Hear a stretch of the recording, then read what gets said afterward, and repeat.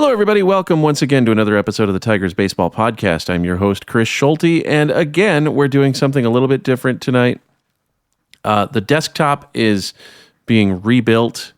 Not really rebuilt, just sort of we're reinstalling things, and so we're not on the laptop tonight because I didn't feel like doing some other things on the laptop, and there's some things I wanted to put in Reaper to help with the podcast anyway. So we're just going to leave it at that and let the thing eat, as they say. So with that, we're going to go ahead and get into the injury report. Really, the only big thing is that, well, Bo Brisky has pitched in the last couple games. Detroit actually called Nick Maton up from Toledo, and Spencer Turnbull, he of the neck injury just before he got sent down to the minors, through a live batting practice on Saturday, I do believe it was, in Lakeland, and all accounts say that he looked quite good. So that's a good sign.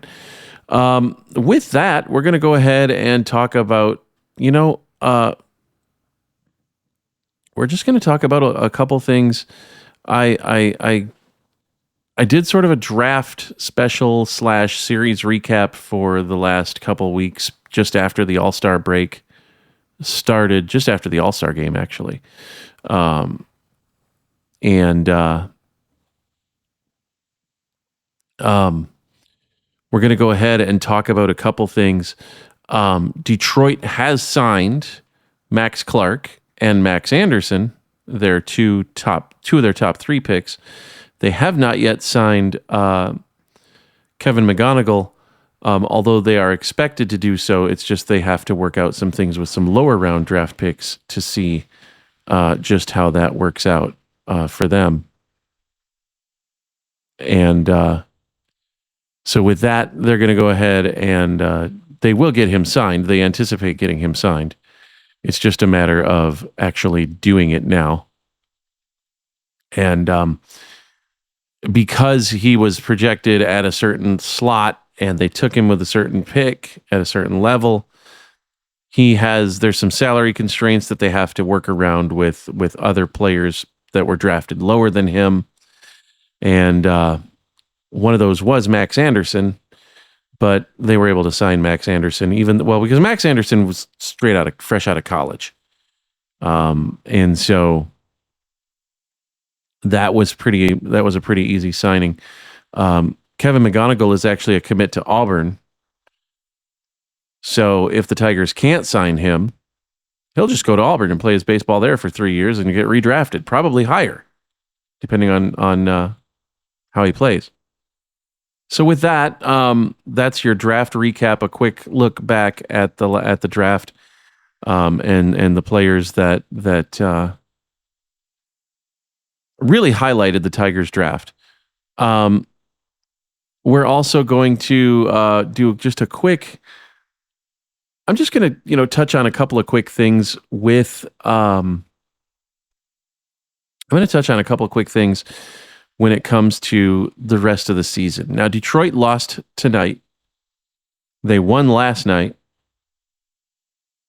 So they're once again 10 games under the 500 mark. They are 48-58. And they really can't seem to get much above that 10 games below. Look, I'll take 76 and 86 because I said this was a 75-win team, so they'd be one game better than what I predicted.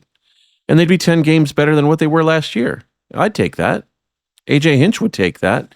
A.J. Hinch would rather the Tigers make the World Series and win it. But you know what? He'd take a 10-game improvement over last year. But here's the thing with the Tigers. So they've got 17 games in 17 days. That includes a game on Monday against the Giants, which was originally an off day, but because of some rain in April, Detroit has to play a home game against the Giants.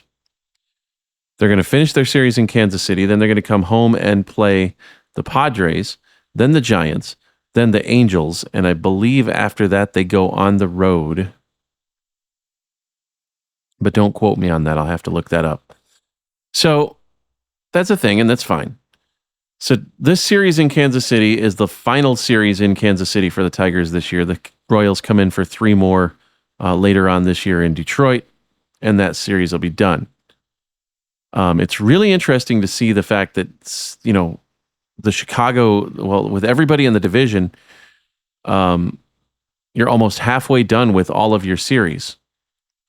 And Detroit's actually played pretty well in the division this year. So, and that's the thing. These are all points that I am going to show to basically make the point that really this is a tough time of the year for Scott Harris and Rob Metzler and the staff, Sam Menson, Jay Sartori, the guys in the front office. It's a tough time because you don't want a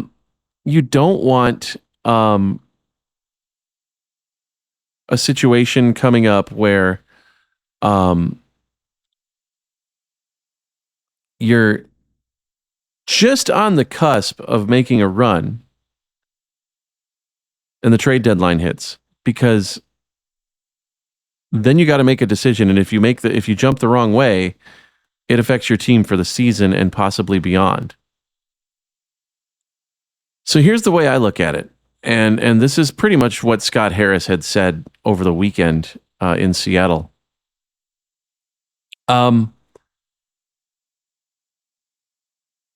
17-day stretch from July the 14th through the 31st is going to be key. Moreover, I would say the first 12 to 13 games of that 17-game stretch. And the reason for that is because the trade deadline is August 1st.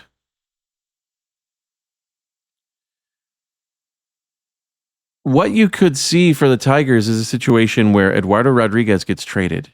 Michael Lorenzen gets traded. And the Tigers get a couple of hopefully major league ready bats in return. We'll see how shrewd Scott Harris is.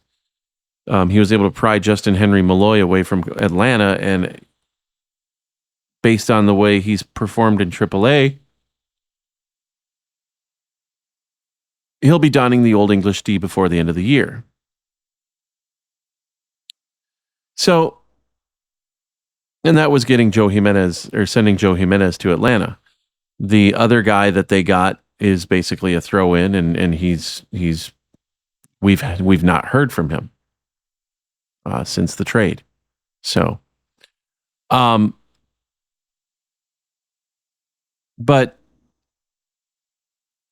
let's say Detroit goes. Well, let's say Detroit. So they won the Seattle series. That's 2-1. Let's say they win the next 2 in Kansas City. So that would be 3-1 in Kansas City. So now we're looking at 5-2 over 7 games. They win the series against San Diego. I'm not calling for any sweeps. I'm just saying series wins. Detroit goes on a roll where they win 3 or 4 series and throw in there a sweep of San Francisco. Because if they win on Monday, that'll be a series sweep against San Francisco. So let's say over the next 13 games, Detroit goes 9-4 or 8-5. Well, now things are getting interesting because you're now 7 games below 500 instead of 10.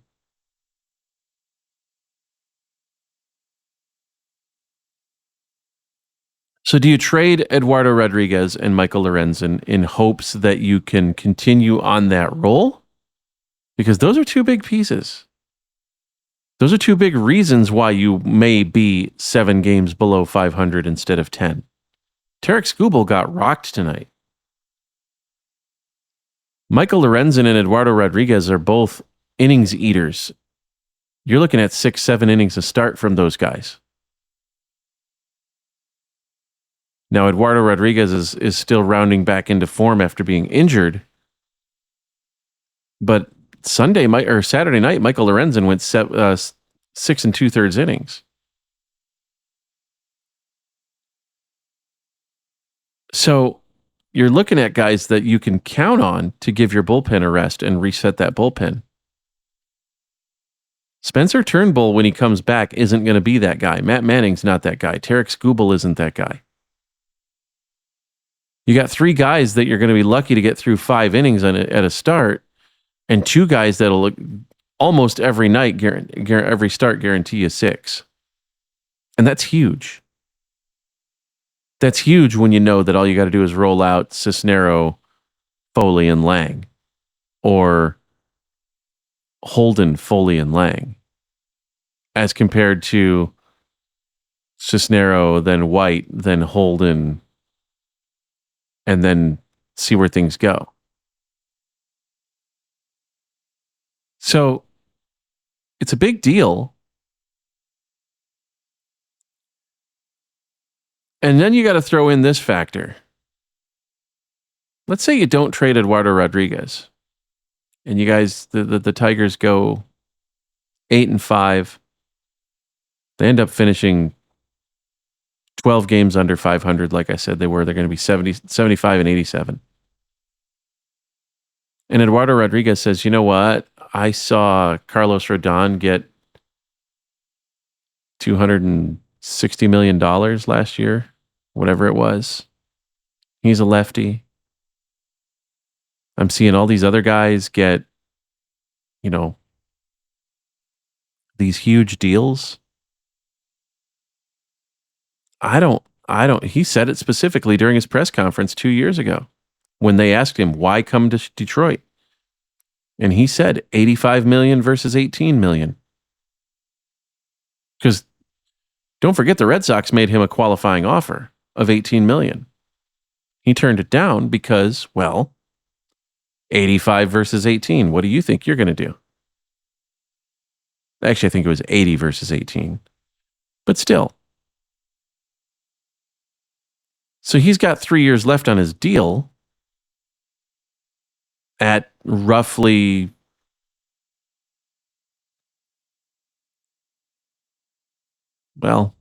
my guess is roughly 16 million a year, 17 million a year. He can go elsewhere and make a whole bunch more money. So then what do you get for that? Because because Boston made a qualifying offer to him last year, Detroit can't do that. Detroit doesn't get draft compensation because Boston compensated Detroit. So if he opts out of his contract, Detroit gets nothing. So like I said, this is a move, whatever Scott Harris does, it could affect this team for 2 or 3 straight seasons.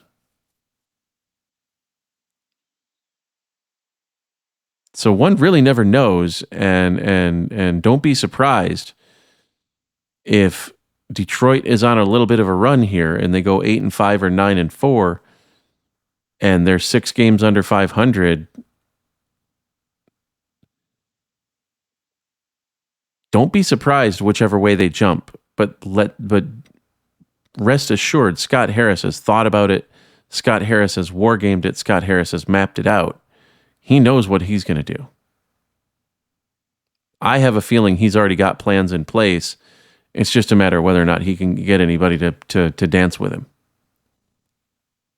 Scott Harris is too smart to not have those plans in place.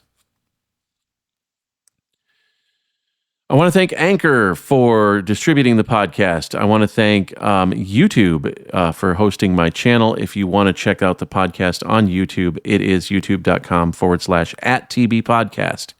If you are catching us on Spotify or Stitcher or one of the other podcast aggregators. If you are catching us on YouTube, thank you so much for listening. Please like, rate, and subscribe. You can get in touch with the show at podcasttigers@gmail.com. That is the world's longest, Tigers Baseball Podcast @gmail.com. It's the world's longest email address. I'm proud of that. @TB Podcast at Tweesecake.social. Tweesecake is TWEESECAKE.social. Or at Podcast Tigers on Twitter. With that, I want to say thank you so much for listening. Everybody have a good night. Stay safe. Be good to each other. If you can't, then be good in bed. And go Tigers.